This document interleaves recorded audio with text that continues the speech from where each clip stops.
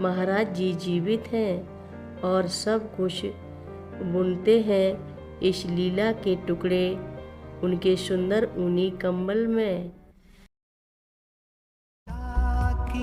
सलिल चंदन चर्चिताय नंदीश्वर प्रमथनाथ महेश्वराय मंदार पुष्प बहु पुष्प सुपूजिताय तस्मै मकाराय नमः शिवाय।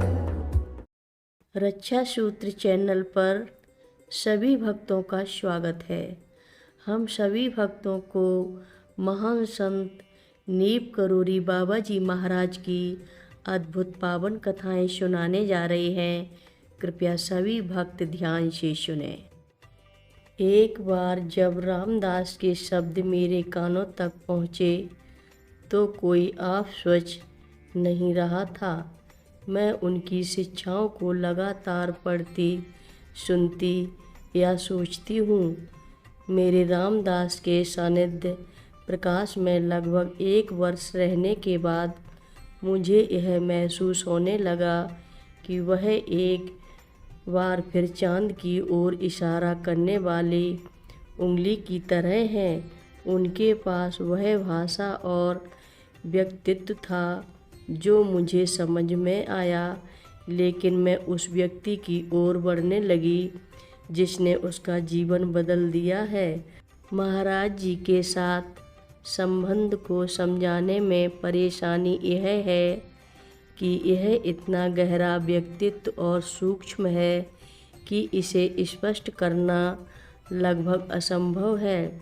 जैसे ही मैंने उनके भक्तों द्वारा लिखे गए शब्दों को पढ़ना शुरू किया, मुझे यह गहन अनुभूति हुई कि यह जीव मेरे साथ उतना ही घनिष्ठ रूप से जुड़ा है जितना कि मेरे जीवन में किसी अन्य व्यक्ति का।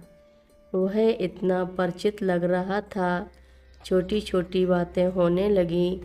उदाहरण के लिए दोस्तों का एक प्रिय समूह जिनसे मैं शारीरिक रूप से भी नहीं मिली हूँ, लेकिन अत्यधिक चमत्कारी तकनीक से जुड़ी हुई हूँ।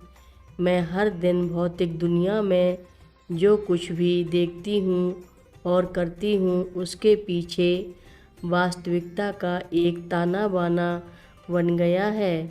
हम महाराज जी के बारे में बातें करते हैं, एक दूसरे को विभिन्न ग्रंथों को पढ़ने या हिंदू प्रार्थनाओं को सीखने के लिए प्रोत्साहित करते हैं। और जैसे ही मैंने इस विचित्र सत्संग पर भरोसा करना शुरू किया, अधिक से अधिक समकालिकता होने लगी। ये समकालिकताएं इतनी अचूक हैं और इन पर महाराज जी की अंगुलियों के निशान हैं। जब मैं अपने मन को शांत करना और भगवान की भाषा सुनना सिखाता हूँ तो सबसे अजीब बात यह है कि मुझे एहसास होता है कि वह हमेशा मेरे साथ रहें। वह मेरे लिए एक विस्तृत परीक्षा पास करने या मेरी योग्यता साबित करने की प्रतीक्षा नहीं कर रहा था। वह नहीं बदलता है। इसके बजाय एक बार जब हम बंदर रूपी दिमाग को शांत करना सीख जाते हैं तो हम इस बारे में चिंतित विचारों और चिंताओं को रोक देते हैं कि हम जीवन को कैसे चाहते हैं। हम अंततः हमेशा धैर्यवान, हमेशा प्यार करने वाले और हमेशा मौजूद भगवान को जानने के लिए जगह देते हैं। अंत में मुझे इस व्यक्तिगत संबंध की झलकियाँ मिलीं जिसकी मैं लालसा से प्रतीक्षा कर रहा था। क्या यह ठीक वैसा ही है जैसा मैंने सोचा होगा या पसंद किया होगा?